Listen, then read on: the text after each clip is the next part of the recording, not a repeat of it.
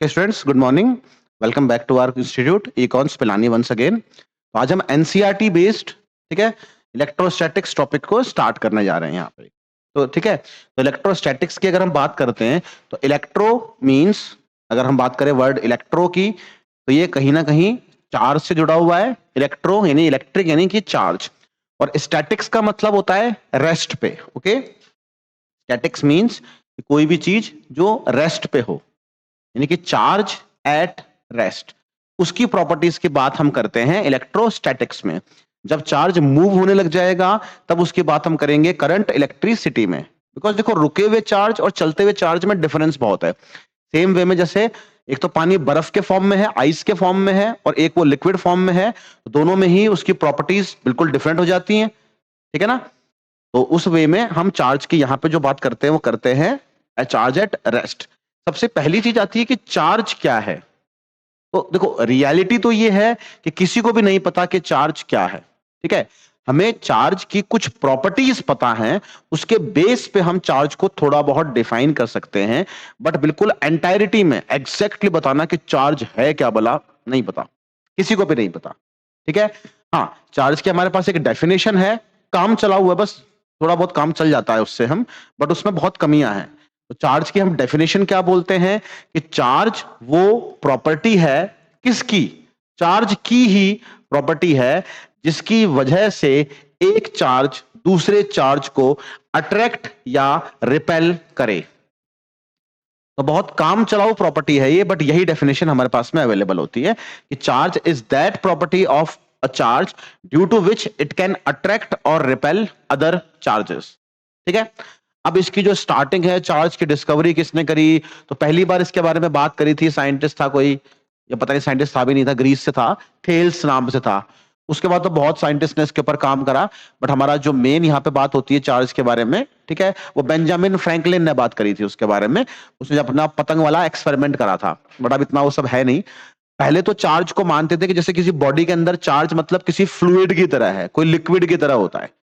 फिर इतना पता लग गया कि चार्ज के दो टाइप हैं। डिस्कवरी कैसे हुई थी इनके बीच में चार्ज की? जैसे ग्लास रॉड होती है, सिल्क का क्लोथ होता है, ठीक है, और भी मटेरियल होता है ना, एम्बर रॉड होती है। अगर मान लो आपने, जैसे हम ना वो गुब्बारे वाला चीज करते हैं, हम गुब्बारे को रगड़ते हैं अपने बालों पे, तो अगर आपने दो गुब्बारों को अपने बालों पे रगड़ लिया और उनको पास में लाओगे तो दूर भागेंगे, वो रिपेल करेंगे एक दूसरे को। ठीक है, ऐसे मान लो आपने सिल्क रॉड है, मतलब सिल्क का क्लोथ है, उस पर आपने ग्लास रॉड को रब कर लिया, और मान लो आपने दूसरी एम्बर रॉड है, उसको किसी और चीज पर रब करा, या मान लो लेट्स से सिल्क पे रब करा, तो दोनों अट्रैक्ट भी कर सकती हैं और दोनों रिपेल भी कर सकती हैं जब उनको अलग अलग सब्सटेंस पे या सेम मटेरियल पे उनको रब किया जाता है थ्रू फ्रिक्शन। तो डिस्कवरी वहीं से हुई थी उस चीज की ना, जैसे बचपन में हमने स्केल को रगड़ा था बालों पे, ठीक है ना, और बाद में कागज के टुकड़ों को वो अट्रैक्ट करने लग जाता है। जैसे अट्रैक्शन होता है वैसे रिपल्शन भी होता है। जैसे मैग्नेट्स में ये चीज बहुत स्ट्रांगली हम देख पाते हैं ना, मैग्नेट के सेम पोल से तो बहुत रिपेल करेंगे वो, और अपोजिट पोल से तो वो अट्रैक्ट करते हैं। सेम चीज, दो बॉडीज अगर चार्ज्ड हैं तो वो अट्रैक्शन भी कर सकती हैं और रिपल्शन भी कर सकती हैं। ठीक है, बहुत बेसिक सी बात है। अट्रैक्ट कौन से चार्ज करते हैं? अट्रैक्ट करते हैं नॉर्मली सिमिलर चार्ज। हालांकि इस बात में भी हम आगे बात करेंगे, एक चीज जो हम इंडक्शन को पढ़ेंगे, बट अभी तक के लिए सही है। और रिपेल कैसे करते हैं? अपोजिट। तो अपोजिट और सिमिलर का मतलब क्या हुआ यहाँ पे? जैसे हम कहते हैं कि कोई एक चीज है वो गर्म है, तो गर्म का अपोजिट हम बोलते हैं भाई ठंडा है ना। एक चीज अगर मतलब हाइट पे है तो एक चीज गहराई पे है, एक दिन है तो एक रात है, काला है, गोरा है, अमीर है, गरीब है। उस वे में हमको ये पता लग गया था कि चार्ज के दो टाइप्स तो होते हैं। ठीक है, तो एक टाइप को हमने बोल दिया कि भाई पॉजिटिव बोल देंगे, और एक टाइप को हम बोल देंगे नेगेटिव। पहले बस ये था कि पॉजिटिव और नेगेटिव हमने नाम दे दिया था कि भाई एक तरह का चार्ज पॉजिटिव होता है, एक तरह का चार्ज नेगेटिव होता है। वो तो बाद में डिस्कवरी हुई कि हमने बोला कि भाई जो प्रोटॉन होता है उसको हम बोलेंगे पॉजिटिव, और जो इलेक्ट्रॉन होता है उसको बोलेंगे नेगेटिव। तो बाद में जब साइंटिस्ट ने, थॉमसन वगैरह ने या रदरफोर्ड ने, गोल्डस्टीन ने इनकी डिस्कवरी करी पार्टिकल्स की, तब बात आई थी। अदरवाइज पहले तो बस बात ये थी कि पॉजिटिव और नेगेटिव, और ये पॉजिटिव नेगेटिव भी हमने डिफाइन करें। आप आज बोलना शुरू कर दो कि इलेक्ट्रॉन का चार्ज पॉजिटिव है, कोई इश्यू नहीं है, बस प्रोटॉन का चार्ज आपको क्या लेना पड़ेगा? नेगेटिव। मतलब चार्ज आपको अपोजिट लेने हैं। ठीक है। वैसे तो न्यूट्रॉन भी होता है, उसका कोई चार्ज नहीं होता, न्यूट्रल होता है वो, न्यूट्रॉन मतलब एटम के अंदर की बात होती है ये। वैसे उसमें काफी कुछ है जो हम कहानी के फॉर्म में बात कर सकते हैं, बट वो कहीं काम नहीं आएगी आपके, इसलिए मेन मेन पॉइंट्स की बात करेंगे हम यहाँ पे। तो बेसिकली अगर हम बात करते हैं चार्ज की, तो अगर हम बात करें प्रोटॉन की, तो प्रोटॉन का जो चार्ज है उसकी वैल्यू होती है प्लस 1.6 10⁻⁻19। ओके, चार्ज की जो एसआई यूनिट है, चार्ज की एसआई यूनिट इज कूलम, सी से हम डिनोट करते हैं, ठीक है, साइंटिस्ट के नाम के ऊपर इसकी यूनिट है एसआई। ऐसे उसकी सीजीएस यूनिट भी होती है, ठीक है ना, ईएसयू, ईएमयू, फ्रैंकलिन, ठीक है, फैराडे होती है दूसरी एक बड़ी यूनिट होती है चार्ज की, थोड़ी बहुत बात कर लेंगे, बट हालांकि सीबीएसई में इतना वो नहीं आता है ना। स्टैट कूलम भी होती है सीजीएस की। अभी हम मेन बात पे रखते हैं, एक प्रोटॉन का चार्ज कितना होता है, 1.6 10⁻⁻19 कूलम। और एक इलेक्ट्रॉन की बात करूंगा अगर, तो इलेक्ट्रॉन का चार्ज इक्वल होता है, बट उसको हम वैल्यू क्या लेते हैं, माइनस की वैल्यू सेम है, 1.6 10⁻⁻19। तो इसलिए हम इस वैल्यू को कई बार ई लिख लेते हैं, इसका चार्ज प्लस का ई, इसका चार्ज माइनस का ई, बिकॉज ये ई की जो वैल्यू है इसको हम ई से डिनोट कर लेते हैं, 1.6 10⁻⁻19 कूलम को। ठीक है, चार्ज की अगर हम प्रॉपर्टीज की बात करते हैं, तो चार्ज की प्रॉपर्टीज में बात करेंगे, तो एक प्रॉपर्टी तो ये हो ही गई कि चार्ज की एसआई यूनिट क्या होती है, कूलम, है ना। वैसे आप है ना इन दोनों का मास भी याद रख लोगे ना, तो कहीं ना कहीं काम आ जाता है, मास भी आप याद रख सकते हो। अगर मैं बात कर रहा हूं प्रोटॉन की, तो प्रोटॉन का मास जो होता है वो होता है 1.672 10⁻⁻27 kgs। ओके, इलेक्ट्रॉन का मास बहुत कम होता है as compare to proton, 9.1 10⁻⁻31 kgs। In fact अगर हम कंपेयर करते हैं ना, तो हमें यह पता लगता है कि जो मास ऑफ प्रोटॉन होता है ये एग्जैक्टली 1836 टाइम्स होता है इलेक्ट्रॉन के मास का, या फिर आप अप्रोक्सीमेटली इसको लिख सकते हो 2000 टाइम्स। मतलब as compare to a proton, electron का मास ऑलमोस्ट जीरो ही होता है। वो आगे हम देखते भी हैं, हम जब डिनोट करते हैं ना बीटा पार्टिकल्स को, अल्फा पार्टिकल्स को, प्रोटॉन को, तो हम वहां पे हम बीटा का चार्ज यानी इलेक्ट्रॉन का चार्ज मास जीरो ले लेते हैं, कि अगर इलेक्ट्रॉन का मास है 1 kg तो प्रोटॉन का मास है 2000 kgs। तो 2000 के कंपैरिजन में 1 कुछ भी नहीं होता, इसलिए, बट एग्जैक्ट वैल्यू ये होती है। और न्यूट्रॉन का मास जो होता है वो थोड़ा सा ज्यादा होता है प्रोटॉन के मास से, थोड़ा सा, मतलब इसको आप लिख सकते हो 1.674 10⁻⁻27 kgs। तो कई बार न्यूमेरिकल्स में वैसे वैल्यू गिवन भी आ जाती है, बट फिर भी रेयर केस में अगर गिवन ना आए, आपको मासेस याद हो तो थोड़ा बेटर रहेगा वो। ठीक है, तो चार्ज और मास प्रॉपर्टीज के बाद हमने एक तो कर ली कि चार्ज की एसआई यूनिट क्या होती है, ठीक है, चार्ज की एसआई यूनिट क्या होती है, कूलम। ओके, सीजीएस की बात करूं अगर चार्ज की, तो चार्ज की सीजीएस यूनिट होती है स्टैट कूलम, इसको फ्रैंकलिन भी बोलते हैं, फ्रैंकलिन। ठीक है, ईएसयू, ईएमयू और भी होती हैं, बट इतने नाम की जरूरत नहीं है आपको। तो 1 कूलम के अंदर 3 × 10⁹ स्टैट कूलम्स होते हैं।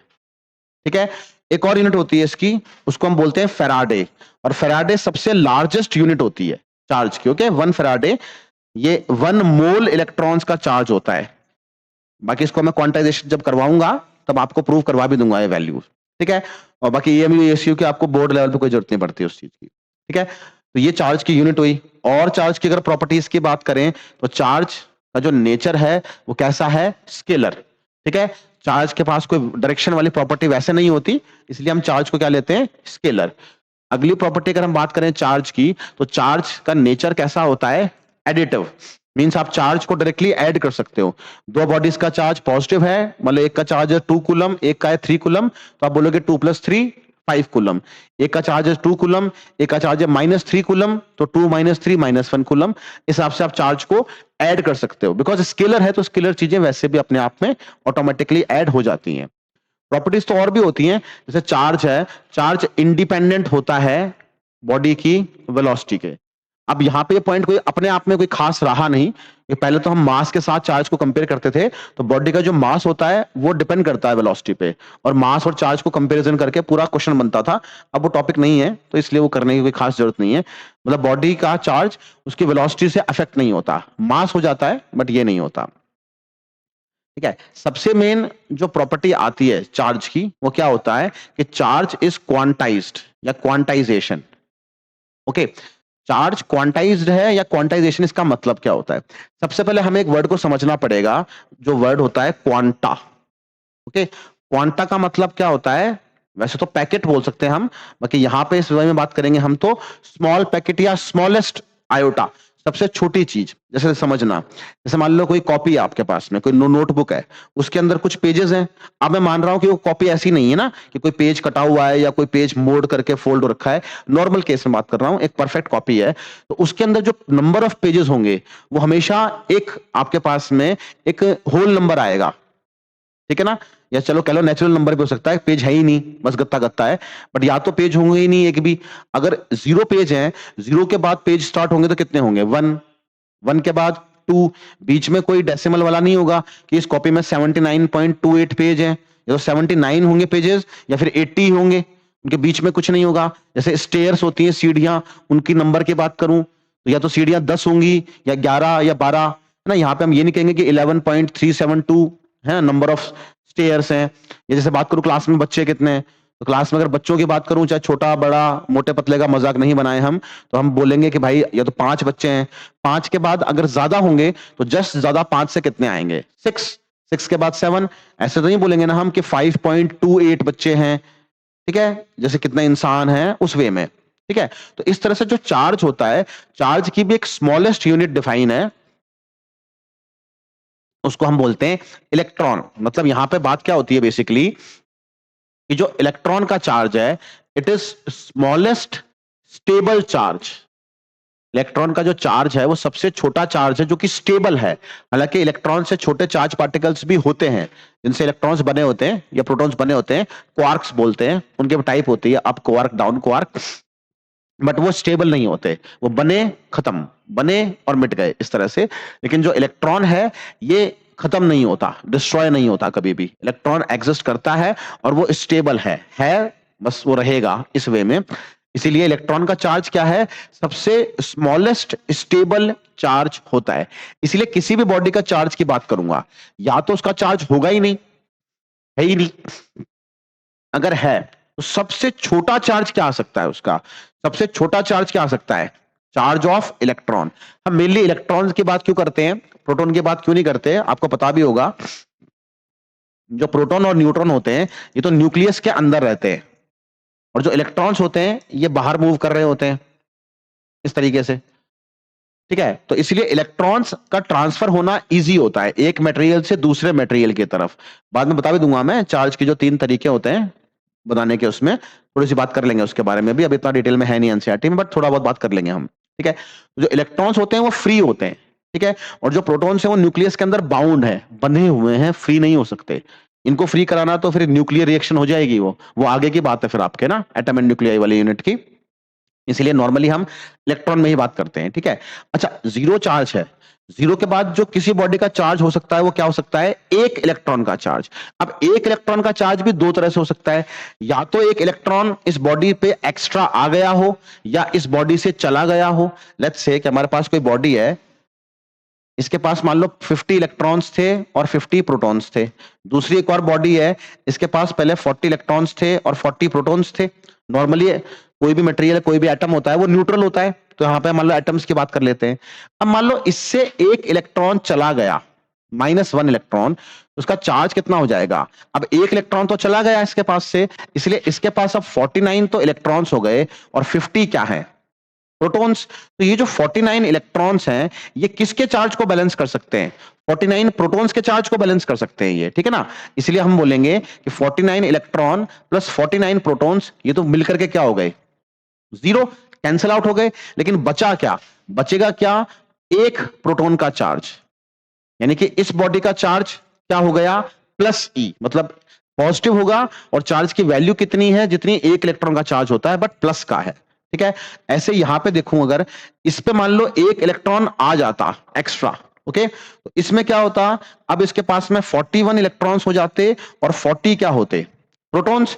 यानी कि अब की बार जो ये 40 प्रोटॉन्स हैं, इनको कौन बैलेंस कर देंगे, 40 इलेक्ट्रॉन्स आपस में न्यूट्रल, लेकिन एक इलेक्ट्रॉन बच गया, एक इलेक्ट्रॉन बच गया, इसीलिए इस बॉडी का जो चार्ज होगा वो क्या होगा, माइनस का ई।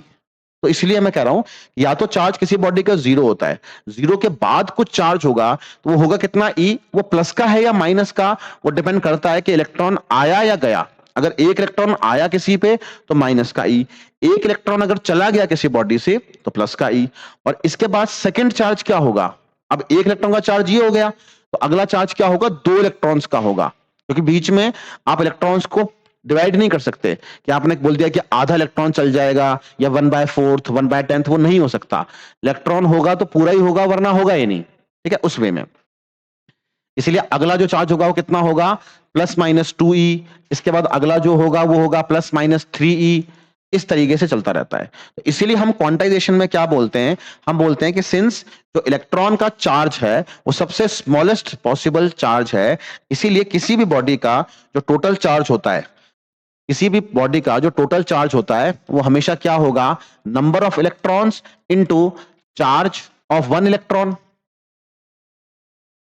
ठीक है, कि कितने इलेक्ट्रॉन्स हैं, मान लो किसी के पास इलेक्ट्रॉन्स हैं 50, उसका चार्ज क्या होगा, 50 into charge of one electron. ठीक है ना, लेट्स से कि एक पानी की बोतल का प्राइस है 20 रुपीज, आपने ले ली 10 बॉटल्स, अगर एक बोतल 20 रुपए की है तो 10 बोतल कितने की होंगी, 200 रुपए की। उस हिसाब से मल्टीप्लाई कर लो उस चीज को। किसी बॉडी के पास में चार्ज है 50 इलेक्ट्रॉन्स का, तो मतलब उसका टोटल चार्ज क्या होगा, number of electrons 50 into charge of one electron. हाँ, यहां पे प्लस माइनस वाली बात आएगी अगेन, ये प्लस होगा या माइनस होगा, ठीक है ना। ये 50 इलेक्ट्रॉन्स हैं, अगर 50 इलेक्ट्रॉन्स आए किसी बॉडी पे तो चार्ज नेगेटिव होगा, और 50 इलेक्ट्रॉन्स चले गए तो चार्ज प्लस का भी हो सकता है, इसलिए प्लस माइनस की बात भी हम करेंगे। ठीक है, तो क्वांटाइजेशन की डेफिनेशन क्या होती है, हम इस तरह से बोलते हैं इसको कि since charge of an electron is the smallest possible charge, so total charge of a body is always, अब इसको हम यहां पे इंटीग्रल भी बोल दे सकते हैं, is always an integral या फिर whole number multiple of single electronic charge। Okay, तो डेफिनेशन कैसे दी जाती है क्वांटाइजेशन की, कि हाउ चार्ज इज क्वांटाइज्ड, हम बोलते हैं since charge of an electron is this smallest possible stable charge, so total charge of a body is always an integral और whole number multiple of single electronic charge. अब यहां पे दो word use करता है वो, कई बार तो कहता है कि इंटीग्रल मल्टीपल यूज कर सकते हो वर्ड, या होल नंबर, दोनों वर्ड इस प्लस माइनस को बैलेंस करने के लिए। अगर आप बोलते हो इंटीग्रल, यानी कि जो ये नंबर है, अगर इलेक्ट्रॉन्स आए उस बॉडी के पास में, ठीक है, तो आप बोल दो कि भाई इलेक्ट्रॉन आ रहे हैं तो नंबर नेगेटिव हो गया, और गए तो नंबर पॉजिटिव हो गया। अगर आप इस वैल्यू को क्या ले लेते हो, पॉजिटिव। अगर आपको होल नंबर बोलना है तो फिर ये नंबर तो नेगेटिव होगा नहीं, तो उसमें केस में आप बात क्या करोगे, अगर इलेक्ट्रॉन्स आ गए तो आपको चार्ज क्या लेना है, नेगेटिव इलेक्ट्रॉन का, और गए तो क्या लेना है, पॉजिटिव। दोनों बातें, मतलब बस वो प्लस माइनस को जस्टिफाई करने के लिए उसने दो वर्ड यूज कर लेता है वो, कि इंटीग्रल या फिर होल नंबर। ठीक है, इसको लिखते कैसे हैं हम, Q is equal to N into E, मतलब कहने का मतलब ये है कि अगर इसको n को आप मानते हो एक होल नंबर, मतलब पॉजिटिव नंबर, फिर तो आपने ध्यान रखना है कि आप ई को प्लस का ई रखोगे या माइनस का ई रखोगे। अगर इलेक्ट्रॉन्स आए हैं बॉडी के ऊपर एक्स्ट्रा तो इसको माइनस ई, अगर गए हैं तो प्लस ई। और अगर आप कहते हो कि नहीं जी मैं तो इसको ई को सिर्फ एक पॉजिटिव वैल्यू लेकर के चलूंगा 1.6 10⁻⁻⁹ कूलम्स, तो फिर ठीक है, आप एन को इंटीजर रख लो। अगर इलेक्ट्रॉन आए हैं तो एन हो जाएगा माइनस का, इलेक्ट्रॉन अगर गए हैं बॉडी से तो हो जाएगा प्लस का। बट कोई कंफ्यूजन नहीं होगा कभी भी इसमें, बता दूंगा मैं कैसे। बस आपको इतनी बात याद रखनी है कि अगर किसी बॉडी से इलेक्ट्रॉन अगर उस पे आते हैं एक्स्ट्रा, अगर उस पे अपीयर करते हैं तो उसका चार्ज क्या हो जाता है, नेगेटिव। और अगर किसी बॉडी पे इलेक्ट्रॉन लॉस होते हैं, मतलब अपीयर की जगह आप वर्ड यूज कर सकते हो गेन, कोई बॉडी अगर इलेक्ट्रॉन्स को गेन करती है, उसके पास एक्स्ट्रा आ जाते हैं, तब उस बॉडी का चार्ज नेगेटिव हो जाएगा। और अगर इलेक्ट्रॉन्स का लॉस होता है तो चार्ज क्या हो जाता है, पॉजिटिव। बस इतनी सी बात है, उस हिसाब से हम प्लस या माइनस डिसाइड कर लेते हैं। या सिंपल क्वेश्चंस की बात करूं अगर मैं, ऐसे पूछो कि बताओ बॉडी का चार्ज कितना होगा अगर 10 इलेक्ट्रॉन्स के चार्ज की बात कर रहा हूं। अब यहाँ पे दोनों केस आ सकते हैं, या तो 10 इलेक्ट्रॉन्स का बॉडी से लॉस हुआ है या 10 इलेक्ट्रॉन्स बॉडी ने गेन करे। अगर लॉस करे हैं तो चार्ज कितना, गेन करे हैं तो चार्ज कितना। तो सिंपल सी बात है, इलेक्ट्रॉन्स कितने हैं 10, तो नंबर ऑफ इलेक्ट्रॉन्स कितने हो गए 10। एक इलेक्ट्रॉन का चार्ज कितना होगा 1.6 10 टू द पावर -19 कूलम। तो टोटल चार्ज क्या होता है Q is equal to N into E, number of electrons into charge of one electron. तो Q कितना हो जाएगा, नंबर ऑफ इलेक्ट्रॉन हो गए 10 और एक इलेक्ट्रॉन का charge 1.6 10 to the power -19 coulomb. अब यहां पे 10 की पावर है माइनस की 19 और यहां पे 10 की पावर क्या है 1। अगर नंबर सेम होता है और मल्टीप्लाई होते हैं तो पावर्स आपस में ऐड हो जाती हैं, इसलिए यहां पे क्या बचेगा 1.6 into 10 to the power -19 plus 1 है ना, ये पावर्स आपस में ऐड हो गई। तो -19 प्लस 1 कितना हो गया 1.6 10 टू द पावर -18 कूलम। मैंने पहले तो ये निकाल लिया, उसके बाद में डिसाइड कर लूंगा अगर इलेक्ट्रॉन्स का लॉस हुआ है, इलेक्ट्रॉन्स को लूज करने के बाद बॉडी का चार्ज क्या हो जाता है पॉजिटिव। तो अगर इलेक्ट्रॉन्स का लॉस हुआ है तो चार्ज कितना होगा प्लस का 1.6 10 टू द पावर -18 कूलम। अगर इलेक्ट्रॉन्स को गेन किया है, एक्स्ट्रा आ गए इलेक्ट्रॉन्स, तो बॉडी का चार्ज नेगेटिव हो जाएगा। तो मेरा आंसर वैल्यू सेम रहेगी बट आंसर क्या हो जाएगा नेगेटिव। ओके, इस तरीके से।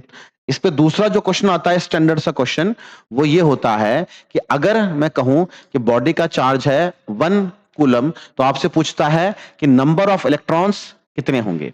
इसमें याद रखना क्वांटाइजेशन में कई बार क्वेश्चन ऐसा भी देता है कि कौन सा चार्ज है किसी बॉडी का अकॉर्डिंग टू क्वांटाइजेशन जो पॉसिबल नहीं है।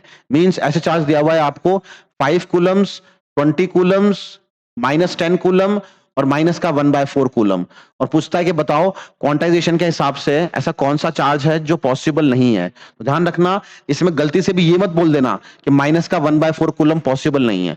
पॉसिबल है, बिल्कुल पॉसिबल है। कौन सा चार्ज है जो पॉसिबल नहीं है, वो ये होता अगर 5 इलेक्ट्रॉन्स का चार्ज, 20 इलेक्ट्रॉन्स का चार्ज, मतलब है ना ई को प्लस ले लो, और यहां पे होता ये माइनस का E/4, और ई क्या होता एक इलेक्ट्रॉन का जो चार्ज है, मतलब उसकी पॉजिटिव वैल्यू। तो ये पॉसिबल नहीं होता क्योंकि ये किसका मल्टीपल हो गया 1/4 ऑफ चार्ज ऑफ इलेक्ट्रॉन, ये पॉसिबल नहीं है।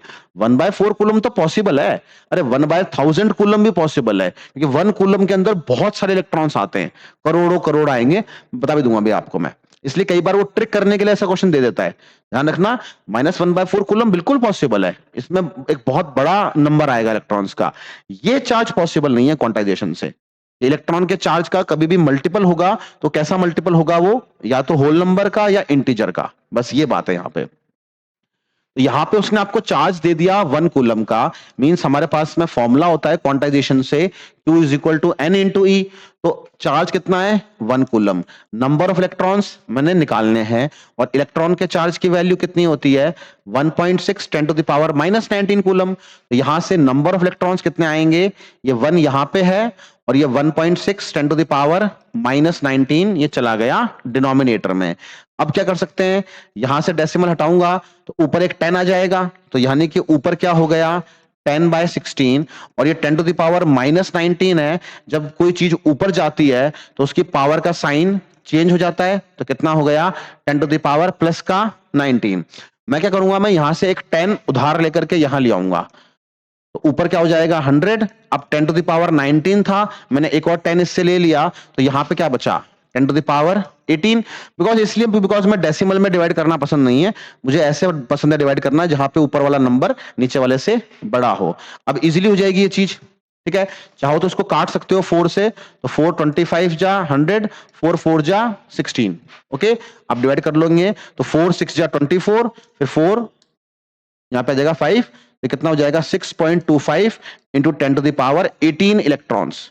मींस 1 कूलम चार्ज में कितने इलेक्ट्रॉन्स प्रेजेंट होते हैं 6.25 10 टू द पावर 18। ये बहुत बड़ा नंबर एक्चुअली में, 10 टू द पावर 7 में तो करोड़ आ जाता है, तो ये करोड़ करोड़ आ गए, उससे भी ज्यादा, ठीक है ना, approximately I think 6250 crore crore electrons. इसलिए 1/4 में कोई खास बड़ी बात नहीं है, बस इस नंबर का 1/4 करना है, तो इलेक्ट्रॉन्स आ जाते हैं। बट कब क्वांटाइजेशन वाली चीज ध्यान रखनी है आपको, अगर चार्ज किसका मल्टीपल हो, एक इलेक्ट्रॉन के चार्ज का मल्टीपल है और वो जो मल्टीपल है वो होल नंबर या इंटीजर नहीं है, जैसे √3 × E, तो वो चार्ज पॉसिबल नहीं होगा। ठीक है, तो ये क्वांटाइजेशन, इस पे एक दो क्वेश्चन और करवा देता हूं मैं आपको, एनसीईआरटी बेस्ड ही है। ऐसे पूछ ले कि कितना चार्ज होगा अगर इलेक्ट्रॉन्स कितने हैं, 1 मोल, 1 मोल ऑफ इलेक्ट्रॉन्स हैं। अब हमें पता है कि 1 मोल का मतलब क्या नंबर होता है, एवोगैड्रो नंबर होता है 6.023 10⁻23 इलेक्ट्रॉन्स। अगर कोई भी चीज अगर 1 मोल है तो वैल्यू कितनी आती है उसकी, 6.023 10⁻23। तो यहां से मेरे पास में Q = N × E, जो N है उसकी वैल्यू कितनी है 6.023 10⁻23, और इलेक्ट्रॉन का चार्ज 1.6 10⁻⁻19। मुझे अब यहाँ पे ये तो नहीं दिया हुआ ना कि भाई 1 मोल इलेक्ट्रॉन्स गए हैं या आए हैं, तो मैं सिंपल एक पॉजिटिव वैल्यू निकाल के छोड़ दूंगा। ठीक है, क्योंकि उसने उसका चांस दिया ही नहीं। अगर ये बोला होता कि 1 मोल ऑफ इलेक्ट्रॉन्स आ गए, अपीयर या गेन हो गए, तो मैं बोलता कि भाई चार्ज पॉजिटिव आएगा। अगर लॉस हो जाता तो बोलता नेगेटिव, बट ठीक है, बस उसने इतना बोला है तो मैं एक पॉजिटिव वैल्यू निकाल करके छोड़ दूंगा यहाँ पे। अब यहां पे एक तो क्या करना है, आपने 6.023 को मल्टीप्लाई करना है किससे, 1.6 से, और दूसरा यहां पे 10⁻23 है और ये 10⁻⁻19 है, तो इनकी पावर्स आपस में जुड़ जाएंगी क्योंकि base is same, that is 10। तो ये नंबर आप निकालोगे और यहां पे ये कितना बचेगा, 10⁻4। ठीक है, तो इसलिए इसको मल्टीप्लाई करोगे भी सही तो 16 6 कितना होता है, 96 के आसपास होता है। इसलिए अगर हम इसको एग्जैक्ट सॉल्व करते हैं तो ये आता है 96500 कूलम, मतलब यहां पे कितना आएगा 9.65। तो इसी को हम क्या बोलते हैं, 1 फैराडे। तो 1 फैराडे को आप केमिस्ट्री में ज्यादा डिटेल में पढ़ते हो आप इलेक्ट्रोकेमिस्ट्री में, ठीक है ना, जब आप लॉ करोगे फैराडेज लॉ, वहां पे सेकंड लॉ में इसको डिफाइन करोगे आप, यहाँ पे फर्स्ट लॉ में भी, बट ठीक है वो केमिस्ट्री की बात है। इसलिए वहां से आता है ये 1 फैराडे चार्ज जो होता है वो चार्ज का लार्जेस्ट यूनिट होता है और उसकी वैल्यू कितनी होती है 96,500 कूलम्स। ओके, एक क्वेश्चन और चलो एक करा देता हूं मैं, जैसे एनसीईआरटी का क्वेश्चन है वैसे तो ये, ठीक है ना, बट थोड़ा सा ये कॉमन सेंस का भी जाता है। कहता है कि कितने इलेक्ट्रॉन्स प्रेजेंट होते हैं in a cup of water. Okay, अब यहां पे कप ऑफ वाटर, तो इसलिए उसने वाटर के बारे में हमें कुछ बताया नहीं है कि कप का वॉल्यूम कितना है। नॉर्मली बात करें अब, है ना, फिक्स तो होता नहीं है, कोई कप हो सकता है 50 ml का भी हो छोटा कप, कोई कप बड़ा हो तो 150 ml का भी हो सकता है। तो उसने कॉमन सेंस से मान लो उसको मान लिया कि कप का वॉल्यूम कितना है 100 ml। ठीक है, जितनी एक छोटी वाली दवाई की शीशी आती है 100 ml की, उस हिसाब से कप को मान लिया उसमें। जैसे टी स्पून होती है ना, टेबल स्पून होती है, तो चम्मच को 5 ml ले लेते हैं हम बेसिकली, उस हिसाब से आप ये समझो कि आपको ये दे रखा है कि 100 ml ऑफ वाटर है, उसके अंदर कितने इलेक्ट्रॉन्स होंगे। तो अगर बात करूं वाटर की तो H2O, मतलब एक वाटर में 2 हाइड्रोजन होते हैं और 1 ऑक्सीजन होती है, और एक हाइड्रोजन के अंदर हाइड्रोजन क्या होता है 1H1, तो एक हाइड्रोजन में 1 इलेक्ट्रॉन होता है और 1 प्रोटॉन होता है। उसने पूछा है नंबर ऑफ इलेक्ट्रॉन्स या फिर चार्ज ऑफ इलेक्ट्रॉन, दोनों बात पूछ सकता है वो कि टोटल इलेक्ट्रॉन्स का चार्ज कितना होगा। पहले हम नंबर निकाल लेते हैं फिर चार्ज भी निकाल लेंगे। ओके, तो एक हाइड्रोजन में कितने इलेक्ट्रॉन्स प्रेजेंट है, 1, तो 2 हाइड्रोजन में कितने इलेक्ट्रॉन आ गए, 2। ऑक्सीजन होती है, ठीक है ना, O816, तो एक ऑक्सीजन में कितने प्रोटॉन्स होते हैं 8, इलेक्ट्रॉन्स में कितने होते हैं 8। इसीलिए एक वाटर के मॉलिक्यूल में टोटल कितने इलेक्ट्रॉन्स प्रेजेंट हैं, 10 electrons are present in 1 molecule of water. अब कितने की बात कर रहा है वो 100 ml, थोड़ी यहाँ पे केमिस्ट्री मिक्स कर दी उसने, ठीक है ना। अगर मैं बात करूं वाटर के लिए तो वाटर की जो डेंसिटी होती है, ठीक है, इट इज 1 ग्राम्स पर ml या पर सेंटीमीटर क्यूब। इसलिए 1 ml वाटर का मास कितना होता है 1 ग्राम्स, यानी कि 100 ml का मास कितना हो जाएगा 100 ग्राम्स। अब वाटर का मुझे पता है कि जो मोलर मास होता है वो कितना होता है 18 होता है ना, 16 + 2 = 18, यानी कि 18 ग्राम्स वाटर में कितने मोल होते हैं 1 मोल। तो 1 ग्राम वाटर में कितने मोल्स होंगे 1/18 मोल। हमारे पास कितना वाटर है 100 ग्राम्स है, तो 100 ग्राम वाटर में कितने मोल्स होंगे, तो 100/18 इतने मोल्स होंगे। ठीक है, 50/9 इतने मोल्स होंगे कितने में 100 ग्राम वाटर में। और 1 मोल में कितने हमारे पास में आइडेंटिटीज होती हैं, कितनी चीजें होती हैं, तो वो कितने होते हैं अवोगाड्रो नंबर एक बार सिंपल करने के लिए मैं उसको 6 इंटू 10⁻23 ले लेता हूं। तो इतने हमारे पास में वाटर के मॉलिक्यूल्स होंगे 100 ग्राम्स में वाटर में। एक मॉलिक्यूल में कितने इलेक्ट्रॉन प्रेजेंट हैं? 10। तो इतने मॉलिक्यूल्स में कितने इलेक्ट्रॉन्स होंगे? 10। तो ये तो आ जाएगा हमारे पास में नंबर ऑफ इलेक्ट्रॉन। मैं इस ई को छोड़ दूं, सिर्फ इसको सॉल्व कर लूंगा तो मुझे मिल जाएगा नंबर ऑफ इलेक्ट्रॉन्स कितने होते हैं इसमें। और अगर पूछा है कि चार्ज ऑफ इलेक्ट्रॉन कितना होगा तो मैं ई को रख लूंगा 1.6 इंटू 10⁻⁻19, उससे मल्टीप्लाई कर लूंगा। तो नंबर कितना हो जाएगा? ये नंबर हो जाएगा हमारे पास में 50 इंटू 6/9 इंटू 10⁻23 इंटू 10। तो ये 10⁻23 और 10 ये कितना हो जाएगा? 10⁻24। ओके, तो नंबर ऑफ इलेक्ट्रॉन्स कितने आ जाएंगे? वो इतने हो गए। थोड़ी बहुत और काटापीटी कर लेते हैं यहाँ पे। ये कितना हो गया? ठीक है ना, 3 से काट दिया इसको। ये हो गया ऊपर 15 इंटू 100/3 इंटू 10⁻24। एक और जीरो को मैंने 24 में मिला दिया तो कितना हो जाएगा? 10/3 इंटू 10⁻25। तो इतने इलेक्ट्रॉन्स प्रेजेंट हैं इन 1 कप ऑफ वाटर। ठीक है, और इसको 3.33 लिख लेंगे हम। अगर पूछता कि चार्ज कितना होगा इलेक्ट्रॉन्स का, ओके, या प्रोटॉन्स का, तो चार्ज कितना हो जाएगा? तो ये जो वैल्यू आएगी मेरे पास में 10⁻26 हो जाएगा, ये 25 और ये अपॉन 3। ये तो आया नंबर ऑफ इलेक्ट्रॉन्स। और एक इलेक्ट्रॉन का चार्ज कितना होगा? 1.6 10⁻⁻19। ओके, तो ये 1.6 अपॉन 3 अलग हो जाएगा और यहाँ पे 10⁻26 और 10⁻⁻19 ये आपस में ऐड हो जाएंगे। तो ये कितना हो जाएगा? 1.6/3 और वैल्यू हो जाएगी ये 10⁻7। Okay, 26 - 19 is 7।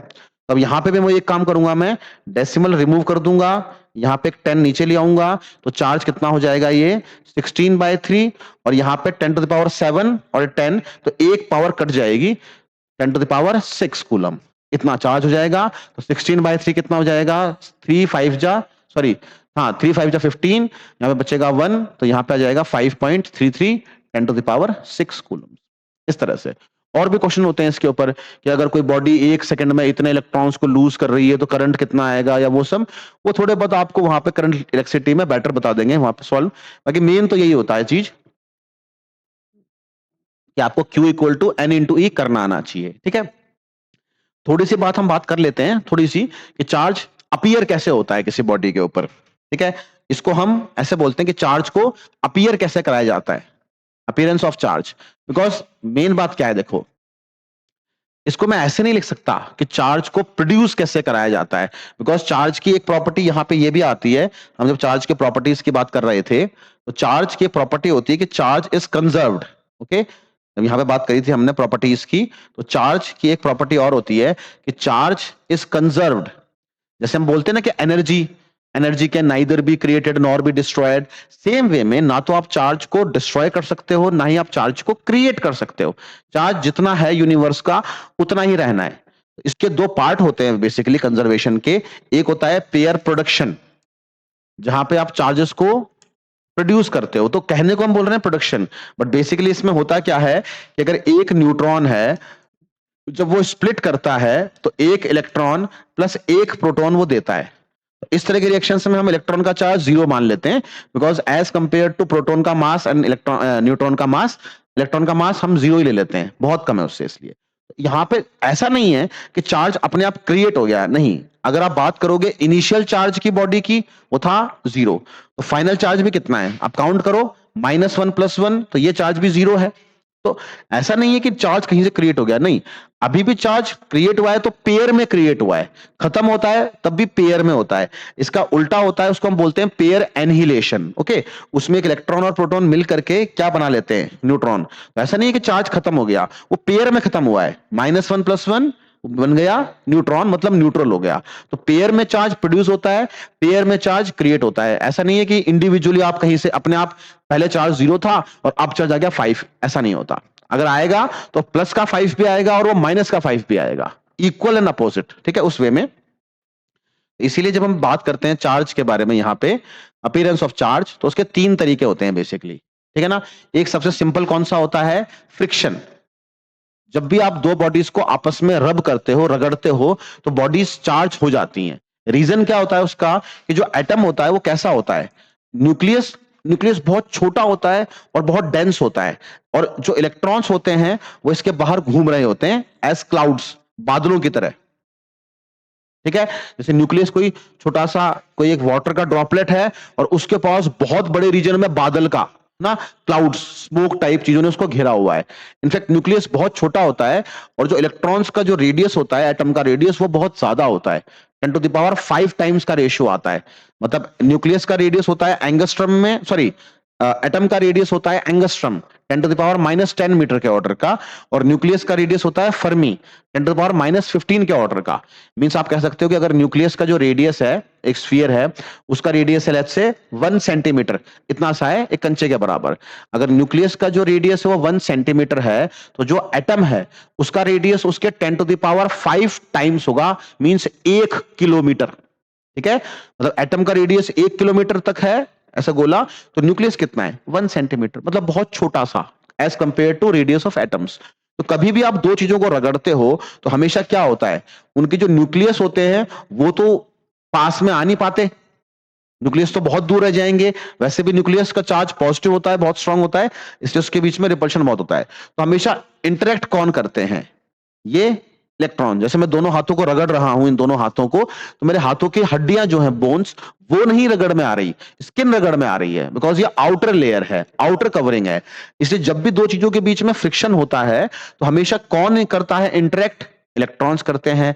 अब मान लो यहां से यहां इलेक्ट्रॉन्स चले गए, लेट्स से 50 इलेक्ट्रॉन्स ने यहां से यहां जंप मार दी, और लेट्स से 200 इलेक्ट्रॉन्स ने यहां से यहां जंप मार दी।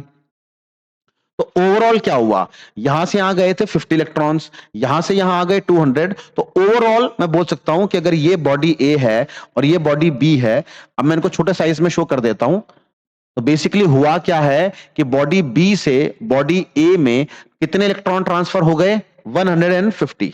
तो मींस इसका जो चार्ज होगा, इसके ऊपर तो इलेक्ट्रॉन्स आ गए, इसलिए इसका चार्ज क्या हो जाएगा, माइनस का 150E, और इसका चार्ज हो जाएगा प्लस का 150E। जिसने इलेक्ट्रॉन लूज करे उसका चार्ज पॉजिटिव हो जाएगा, जिसने इलेक्ट्रॉन्स को गेन करा उसका चार्ज नेगेटिव हो जाएगा। तो ये तरीका होता है चार्जिंग बाय फ्रिक्शन। ओके, यही तरीका है जिसकी वजह से हम स्केल को रगड़ते हैं बालों पे तो स्केल में चार्ज आ जाता है। ठीक है, या बलून को रगड़ा उसमें चार्ज आ गया, या जैसे रात के टाइम पे कभी गौर करना आप, है ना, जैसे बाइक का जो स्टैंड होता है अगर वो लगा हुआ है ऐसे, और बाइक को आप चलाते हो रोड पे और वो हल्का सा टच हो जाए रोड पे, तो उससे चिंगारियां निकलती हैं। या जब चाकू वगैरह की धार हम तेज करवाते हैं ना, वो गोल से घुमाते हैं उसको और चाकू को हम टच कराते हैं उसमें, वहां पे भी क्या होता है, फ्रिक्शन, इसीलिए चिंगारियां निकलती हैं। जब दो पत्थरों को आपस में रगड़ा जाता है तो जो चिंगारी निकली थी जिससे आग बनी, वो भी इलेक्ट्रॉन का चार्ज है।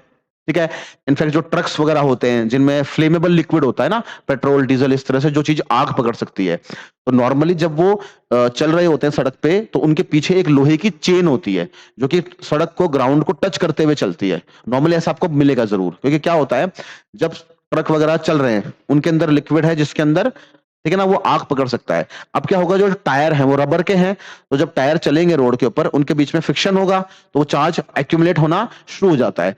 इनफैक्ट जो पेट्रोल या डीजल है वो भी ट्रक के अंदर है, तो ट्रक के अंदर है तो वो लिक्विड भी लगातार हिल रहा होता है ऐसे, उसके बीच में भी रगड़ लगती है, चार्ज वहां पे भी आ सकता है। अगर चार्ज ज्यादा हो गया, ठीक है, उसके ऊपर चार्ज इकट्ठा हो गया, तो चार्ज एक स्पार्क के फॉर्म में, ठीक है ना, आग पैदा कर सकता है। इसलिए कंडक्टर से चार्ज को लटका दिया जाता है बॉडी को ट्रक की, ताकि कोई चार्ज पैदा भी हो रहा है उसकी अर्थिंग हो जाए। उस तरीके का नाम होता है कंडक्शन। उसके बारे में बात करेंगे अब हम इसके बाद। तो जो सेकंड मेथड होता है चार्जिंग का, उसको हम बोलते हैं कंडक्शन। ये बहुत कॉमन सा है। ठीक है, जैसे हम दो चार्ज बॉडीज होती हैं उनको आपस में टच करते हैं तो क्या होता है, चार्ज ट्रांसफर हो जाता है। मींस आपके पास अगर एक बॉडी है ए और एक बॉडी है बी, इसके पास चार्ज है 10 कूलम, इसके पास चार्ज है 2 कूलम। अगर आप इन दोनों बॉडीज को टच कर दोगे, कांटेक्ट में ला दोगे, तो इनका टोटल चार्ज क्या हो जाएगा, 10 + 2 12 कूलम्स, इस तरह से। ठीक है, अगर आप दो कंडक्टर्स को, अब मैं यहाँ पे कंडक्टर्स क्यों बोल रहा हूं, देखो क्या होता है, जो कंडक्टर्स होते हैं उनको अगर आप चार्ज देते हो तो उनकी वो चार्ज उनके पूरे वॉल्यूम में फैल के, नहीं सॉरी, उनकी आउटर मोस्ट सरफेस पर रह जाता है। या यूं समझो कि कंडक्टर्स की बॉडी में चार्ज फ्लो कर सकता है। कंडक्टर में चार्ज अगर यहां पे रखा है तो चार्ज फ्लो करके कहीं भी जा सकता है, बिकॉज उसके पास इलेक्ट्रॉन्स बहुत सारे होते हैं। लेकिन जो इंसुलेटर्स होते हैं उनके ऊपर अगर आपने चार्ज को इस जगह पर रख दिया तो चार्ज यहीं पर रहता है, उसकी बॉडी में थ्रू आउट वो मूव नहीं करता, बिकॉज इंसुलेटर्स के अंदर चार्ज का जो मूवमेंट है वो पॉसिबल नहीं है या बहुत ज्यादा रेस्ट्रिक्टेड है, बहुत कम है। इन कंडक्टर्स की बॉडी में चार्ज इजीली फ्लो कर जाता है। इसलिए अगर मान लो जैसे कोई प्लास्टिक है, इसके ऊपर यहां पे चार्ज है और मैं यहां पे टच करूंगा मुझे कुछ नहीं होगा। लेकिन कोई कंडक्टर है, उसके पास चार्ज आपने यहां दिया था तो चार्ज पूरी बॉडी में फैल जाता है, पूरी सरफेस पे फैल जाता है। वो बात हम आगे करेंगे वैसे, बट मेन बात क्या बता रहा हूं कि कंडक्टर्स के थ्रू, बॉडीज के थ्रू चार्ज का फ्लो पॉसिबल है और बहुत आराम से हो जाता है। चार्ज फ्लो कर सकते हैं। कंडक्टर्स मतलब एक ऐसी नदी है जिसमें पानी लिक्विड है तो मछलियां तैर सकती हैं, मींस चार्ज इजीली तैर सकता है। और इंसुलेटर्स का मतलब है कि नदी जमी हुई है, बस बर्फ है, उसमें जो मछली जहां पे है उसको वहीं रहना पड़ेगा, वो मूव नहीं कर सकती, तैर नहीं सकती। ओके, इसलिए हम बोलते हैं कि इसमें क्या होता है, अगर आपने दो कंडक्टर्स को टच कर दिया तो उनका टोटल चार्ज क्या हो जाता है, सम हो जाता है उसका, ठीक है ना। अगर यहाँ पे एक बॉडी है ए और दूसरी बॉडी है बी, दोनों सेम मटेरियल की हैं और सेम साइज, वॉल्यूम, सब कुछ सेम है। इसका चार्ज होता मान लो -10 कूलम, इसका होता 6 कूलम। अगर मैंने इन दोनों को टच कर दिया होता, दोनों को टच कर दिया होता तो इनका टोटल चार्ज क्या हो जाता, -10 + 6 यानी कि -4 कूलम, ठीक है, बिकॉज चार्ज इज एडिटिव। अगर मैं इनको दोबारा से अलग करता, अगर मैं इनको दोबारा से अलग कर देता, ठीक है, तो बिकॉज इनका मटेरियल सेम है, रेडियस सेम है, सब कुछ सेम है, डायमेंशंस वगैरह एग्जैक्ट सेम बॉडीज हैं, तो अगर सेम है तो जब अलग करूंगा तब इनका टोटल चार्ज कितना था, पहले -4 कूलम, अब कितना हो जाएगा, -2 coulomb and -2 coulomb, equally divide हो जाएगा। अगर ये डिफरेंट मटेरियल्स की होती, साइज डिफरेंट होता, अब मैं इनको अलग करता तो चार्ज दोनों के ऊपर 6 और 6 कूलम नहीं आता। लेकिन अगर यहां पे भी दोनों का मटेरियल, सब कुछ, साइज सब कुछ सेम होती, अब दोबारा अलग करता तो चार्ज कितना होता है इनके ऊपर में, दोबारा से 6 कूलम ही आता। और जब हमने बात करी थी चार्ज इज कंजर्व्ड, देखो यहां भी चेक कर सकते हो आप, इनिशियली टोटल चार्ज कितना है, -10 + 6 यानी कि -4, फाइनली भी टोटल चार्ज कितना है, -2 -2 -4 कूलम। इसको ऊपर हम 3 बॉडीज की बात भी कर सकते हैं, बट अब इतना काम का है नहीं टॉपिक ये। तीसरा जो तरीका होता है, थोड़ी सी बात उसकी कर लेते हैं हम। Third method is called induction. Okay, induction का हिंदी में मतलब होता है प्रेरणा, ठीक है ना, मतलब आप दूसरे से इंस्पिरेशन ले रहे हो। मेन बात क्या होती है, यहां पे कोई कांटेक्ट नहीं होता, नो कांटेक्ट, टचिंग नहीं होती। कभी आपने सोचा है कि जब आप स्केल को बालों में रगड़ते थे, तो मैं मानता हूं कि मान लो स्केल से इलेक्ट्रॉन बालों में चले गए या बालों से इलेक्ट्रॉन स्केल में आ गए, मतलब स्केल की चार्जिंग समझ में आती है बिकॉज ऑफ फ्रिक्शन। लेकिन जो कागज के टुकड़े होते थे उनको तो आप रगड़ते ही नहीं थे, उनको तो आपने डायरेक्ट कॉपी से फाड़ा होता था और अलग, तो कागज के टुकड़े तो चार्ज होते ही नहीं थे। तो एक चार्ज ऑब्जेक्ट जो स्केल चार्ज था, उसने एक न्यूट्रल बॉडी को कैसे खींच लिया। या फिर जो गुब्बारा होता है, आप गुब्बारे को रगड़ते हो बालों पे, अगेन क्या पता गुब्बारे ने इलेक्ट्रॉन दिए या लिए, बट चार्ज आ जाएगा बिकॉज ऑफ फ्रिक्शन। बट दीवार तो न्यूट्रल होती है, तो एक चार्ज ऑब्जेक्ट न्यूट्रल पे कैसे चिपक गया, उसका लॉजिक होता है इंडक्शन। ओके, इसमें होता क्या है, मान लो मेरे पास में ऐसे कोई बॉडी है जो न्यूट्रल है। अब न्यूट्रल का मतलब ये तो नहीं होता कि कोई इलेक्ट्रॉन नहीं है या कोई प्रोटॉन नहीं है, दोनों हैं पर इक्वल हैं, इसलिए चार्ज कट जाता है। इसके पास में अगर मैं कोई चार्ज ऑब्जेक्ट ले आऊं, लेट्स से उस बॉडी का चार्ज कितना है, नेगेटिव है, और ये बॉडी भी कैसी है, कंडक्टर है। वैसे इंसुलेटर में भी हो जाता है काम थोड़ा बहुत तो ये, बट एक बार परफेक्ट मानने के हिसाब से दिस इज अ कंडक्टर। अगर मैं नेगेटिव बॉडी को ले आऊं, पहले क्या था कि प्लस माइनस सारे मिक्स थे, अगर मैं नेगेटिव को ले आऊंगा तो पॉजिटिव चार्ज यहां पे आ जाएंगे नेगेटिव के पास, क्योंकि उनके बीच में प्यार बहुत है ना, अपोजिट चार्जेस अट्रैक्ट। और जो नेगेटिव वाले हैं उसको ये दूर भगा देगा, तो नेगेटिव वाले दूर चले गए। इसको हम बोलते हैं कि चार्ज क्या हो गया, रीडिस्ट्रीब्यूट, चार्ज का रीडिस्ट्रीब्यूशन हो गया यहां से। अगर मैं अभी भी इसको रिमूव कर लूंगा ना तो ये पुराने से अपने दोबारा से आपस में मिक्स हो जाएंगे। पर मान लो मैं रिमूव नहीं करता और मैं इसको अर्थ से जोड़ देता हूं, इसको बोलते हैं अर्थिंग, ठीक है। अर्थ से जो, देखो अर्थ में क्या है, कितना भी चार्ज दे दो अर्थ का चार्ज न्यूट्रल ही रहेगा, कितना चार्ज ले लो न्यूट्रल ही रहेगा, बिकॉज बहुत बड़े लेवल के साइज की बात कर रहे हैं हम तो अर्थ के कंपेरिजन में हम तो चीटियां भी नहीं है, है ना। हमारे कंपेरिजन में चीटियां कुछ तो हैं, बट अर्थ के कंपेरिजन में हम तो चीटियां भी नहीं है, बैक्टीरिया के बराबर है हम तो, बिल्कुल, शायद उससे भी छोटे हों। जब आप जोड़ दोगे इसको तो देखो क्या होगा, ये जो नेगेटिव चार्ज है ये भी अर्थ अपने पास बुला रही है, पॉजिटिव है उसको भी बुला रही है, लेकिन पॉजिटिव को इस नेगेटिव के प्यार के बंधन ने रोक लिया, बिकॉज जाने नहीं दे रहा उसको, ये जाने नहीं देंगे तुझे ना, थ्री इडियट्स का गाना गाने लग गया ये, भाई रुक जा मत जाओ प्लीज। और ये जो नेगेटिव है इसको ये खुद धक्का मार रहा है कि निकल भाई यहां से, क्यों अभी तक यहाँ पे ना बेइज्जती पूरी नहीं हुई क्या। इसलिए ये जो नेगेटिव है इलेक्ट्रॉन्स हैं ये अर्थ में चलने लग जाएंगे, और कुछ टाइम बाद क्या होगा कि यहां पे सिर्फ पॉजिटिव चार्ज बचे होंगे और नेगेटिव सारे अर्थ में जा चुके होंगे, इस तरीके से। ठीक है, तो अगर अब मैं इस बॉडी को नेगेटिव वाली को रिमूव कर भी दूंगा, हटा दूंगा, तो अब भी इस बॉडी के ऊपर जो पॉजिटिव चार्ज बचा था ये पूरा फैल जाएगा। तो आपने एक न्यूट्रल बॉडी को एक नेगेटिव बॉडी से टच करवाए बिना आपने उसको चार्ज कर दिया, इसको हम बोलते हैं चार्जिंग बाय इंडक्शन। तो बेसिकली होता क्या है, जैसे आपके पास में मान लो ये कागज के टुकड़े थे, अब कागज के टुकड़ों की कुछ तो मोटाई होती है, चाहे कितने पतले दिख रहे हो मेरी तरह, बट कुछ तो मोटे होंगे ही सही। तो ये मान लो यहां पे आप स्केल ले आए, अब यहां पे स्केल का चार्ज है पॉजिटिव, स्केल का चार्ज पॉजिटिव है, तो क्या होगा यहां पे इन कागज के टुकड़ों पे जो नेगेटिव चार्ज है वो आ जाएगा ऊपर की तरफ, और जो पॉजिटिव चार्ज है वो आ जाएगा नीचे की तरफ। अब आगे आपको नेक्स्ट क्लास में बताऊंगा मैं कूलम्स लॉ, बट अभी बस इतना सा बता रहा हूं कि इस प्लस माइनस के बीच का डिस्टेंस है कम, और प्लस के बीच का डिस्टेंस है ज्यादा। ओके, और डिस्टेंस जितना ज्यादा होता है ना फोर्स उतनी कम हो जाती है, इसीलिए यहां पे इनके बीच में क्या है अट्रैक्शन, तो फोर्स कौन सी है अट्रैक्शन, और प्लस के बीच में फोर्स कौन सी है रिपल्शन। तो सिंस डिस्टेंस बहुत कम है अट्रैक्शन वाले फोर्स में, इसलिए अट्रैक्टिव फोर्स ज्यादा हो जाती है as compare to repulsive force, मतलब अट्रैक्शन ज्यादा होता है एज कंपेयर टू रिपल्शन। ठीक है, अभी तो बहुत सारे पॉइंट्स बाकी इंपॉर्टेंट, तो उनको हम नेक्स्ट क्लास में करेंगे, है ना। Thank you.